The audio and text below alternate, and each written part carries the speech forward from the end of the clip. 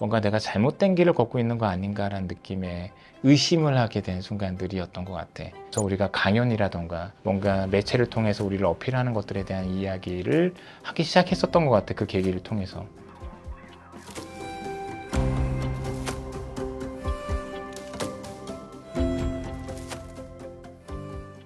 우리가 동영상이나 무언가를 기록해서 남기는 목적은 정확해요. 공유예요.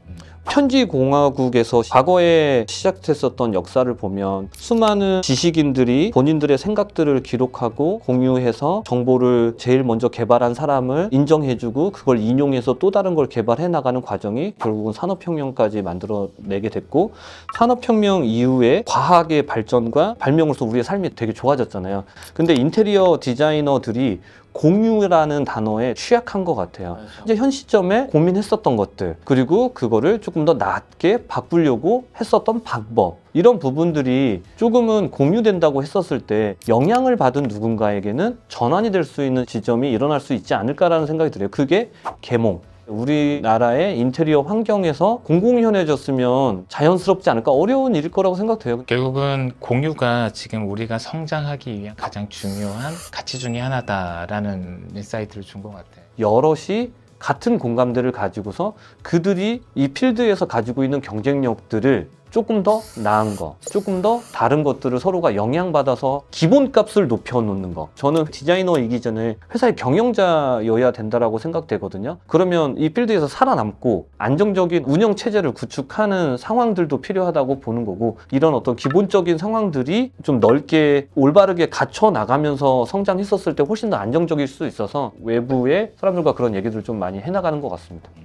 예전에 그런 경험을 잠깐 했었던 것 같은데, 어렵게 여기까지 이렇게 와서 바위 틈 앉아가지고 서로 이야기하고 있을 때 생각해보니까 그때 죽을 뻔했어, 이런 사건 때문에 너무 힘들었어, 뭐 이런 여러 가지 자기 고민들을 다 이겨내서 여기까지 왔는데 다 똑같은 경험을 하고 올라와 있던 거야. 그때 당시 이런 방법이 있다, 이런 것들을 이렇게 해석해야 된다라고 누군가가 이야기하고 이런 공유의 상황만 있었다고 한다면 그렇게 힘겹게 그 상황을 경험할 필요가 있었었나? 라는 생각이 들더라고. 그런 공유가 더 선명했다고 한다면 더 많은 디자이너가 자신의 목소리를 내고 더 매력적인 디자인을 하고 있지 않을까라는 생각이 들었고, 인테리어 필드가 특히나 그런 건지는 잘 모르겠는데 그런 것들을 기업의 노하우로 생각하는 분들이 되게 많은 것 같아.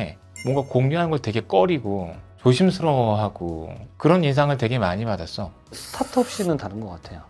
그들은 앞선 기술을 인정하고 다른 기술을 또 성장하고 영향받아서 또 성장하죠. 그 얘기는 누군가를 인정해 줄 수 있는 여유로움이 만들어주는 것 같아. 얘가 처음 생각했고 이걸 만들어냈어. 인정하는 문화도 되게 중요해요. 근데 우리는 그런 액션들이 없잖아. 과거의 선배들의 노력이 없으면 이 자리는 없어요. 설계비로 회사를 운영한다? 과거의 선배들이 노력 안 했으면 없어요.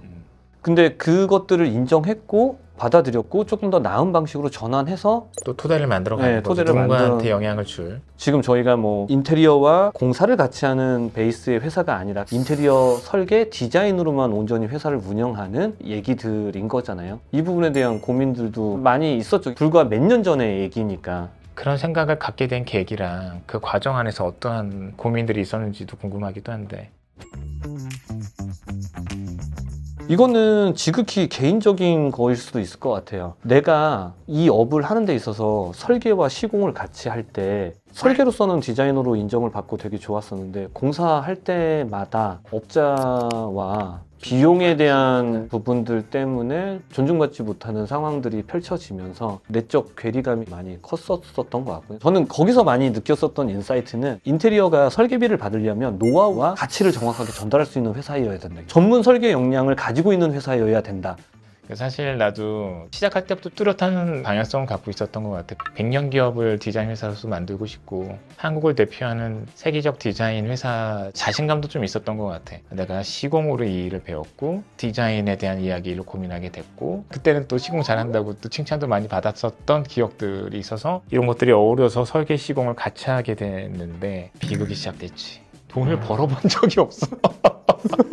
근데 이 과정이 한 2년 정도 가더라고. 근데 그 2년이 지나고 나니까 과정에 대한 이야기 인정받게 되고, 설계비에 대한 어떤 그런 현실적인 부분들도 형성이 되기 시작하고 지금의 아키모스피어 토대가 만들어진 거 아닌가라는 생각이 들어.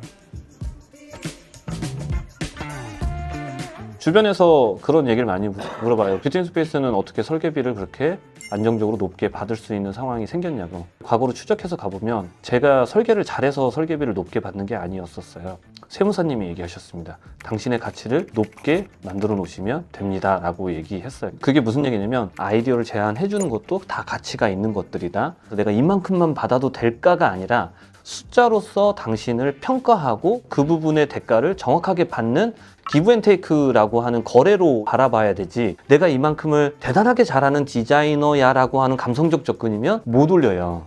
시간 단위 비용에 대한 부분들의 가치를 숫자로 판단해 놓으면 비용에 대한 부분들을 정당화시키는 거죠. 이 정당화에 대한 부분을 가지는 순간 선명해졌던 것 같아요. 한국실내건축가협회에서 정해놓은 그 인력 대비 요율에 대한 인건비 요율이 정해져 있어요. 그걸 가지고서 설계비 산출표에다 집어넣으면 결국은 들어가는 인력에 대한 비용들만 나오기 때문에 다른 회사나 우리 회사나 비용의 차이가 없어요. 네. 재경비라고 하는 부분은 회사가 가지고 있는 무형의 가치인 거예요. 이들이 얼마나 역량을 가지고 있는지에 대한 부분을 스스로 판가름해서 시간에 대한 가치랑 이 부분을 정확하게 정의 내려놓지 않으면 클라이언트는 나한테 일을 주는 거에 대한 부분에서 이 설계비에 대한 정당성의 가치 기준이 없이 거래가 되는 거라서 그 부분들에 대한 걸 좀 선명하게 했었을 때 회사가 유지될 수 있는 시스템이 좀 안착되지 않았나라는 생각이 좀 들어요. 클라이언트 입장에서 설계비를 책정하는 어떤 기준을 보면 이 팀이 디자인을 정말 잘해, 그러니까 많이 줘야 돼, 그렇게 볼 이야기는 아닌 것 같아. 당연히 디자인은 잘해야 되고 디자인을 못하고 잘하고의 문제가 아니라 그들만의 가치를 가지고 있느냐 없느냐의 차이인 거죠. 그런 의미에서 우리가 생각하는 최적화된 설계비를 받아내기 위해서는 그들 시장 환경에 우리가 얼마나 쓰임이 있는지에 대한 이야기를 좀 명확하게 이해하고 접근하게 되게 되면 그런 부분들도 좀 해결될 수 있지 않을까라는 생각도 들게 돼. 자기 정체성이랑 자기 중심적인 얘기를 해야 된다고 했지만 그 회사만이 가지고 있는 가치는 제3자가 더 잘 볼 수도 있을 것 같거든요. 여러 사람하고 대화나 솔직한 얘기들을 해나가는 과정들이 좀 있어야 관점이 좀 명확해지는 것 같아요. 타인이 이 회사를 바라볼 때에 남과 구분되는 가치, 이 부분이 변별력이고 경쟁력인 거잖아요. 그게 결국은 설계비로서의 차이를 만들어낼 수 있는 중요한 포인트니까. 그래서 항상 하는 얘기지만 우리가 성장을 고민을 할 때 시장 환경에서 인정받느냐 아니냐에 대한 이야기를 하는 건 다른 얘기인 것 같아. 선명하게 그 부분을 드러낼 수 있는 방법을 좀 말씀을 드리면 기술 변화랑 산업 변화에 대한 부분에서 바라볼 필요가 있거든요. 어떠한 카테고리가 글로벌 영향력을 미치는 되게 중요한 상황들이 있거든요. 시장 환경과 맞물려서 글로벌에서 바라봤었을 때 압도적 우위가 있는 한국의 산업의 카테고리를 좀 잘 파악해서 영향력을 만들어 놓는 게 가장 파급력이 저는 세다고 봐요. 우리나라가 가지고 있는 산업이 해외에서 어떤 영향력을 확보하고 있느냐를 잘 공략하면 효과적으로 디자인의 역량도 확장시킬 수 있는 계기가 될 수 있다는 얘기인 것 같아. 아더에러랑 젠틀몬스터는 그 카테고리 안에서 온전히 독립적인 어떤 카테고리의 성향을 만들어냈잖아요. 해외에서는 쇼룸의 환경에 대한 부분들을 미학적 접근을 했었던 거면 뭐 아트나 경험 중심의 파격적인 내러티브 공간을 만들어냈었던 상황들이 다른 방식이잖아요. 그러니까 이 부분이 해외에서 바라봤을 때 새로운 어떤 공간의 전략 개념인 거잖아요. 뭐 이러한 방식으로 좀 글로벌에서 그 주목을 받을 수 있는 무언가를 만들어낼 수 있는 팁들이 계속 생긴다고 생각돼요. 정곤 씨와 함께 이런 이야기들을 하게 된 계기도 마찬가지이고 매체를 통해서 우리 이야기를 공유하는 것들도 우리가 5년 전에 그 남산길을 걸으면서 시작했던 다양한 인사이트의 공유가 지금 여기까지 온 거 아닌가라는 느낌이 들긴 하거든. 진정한 의미의 성장의 공식은 그냥 꾸준함이 아닐까라는 느낌이 들어. 오늘 얘기 나눴던 부분들을 마무리해보면 인정하고 공유에 대한 두 단어가 좀 남는 것 같아요.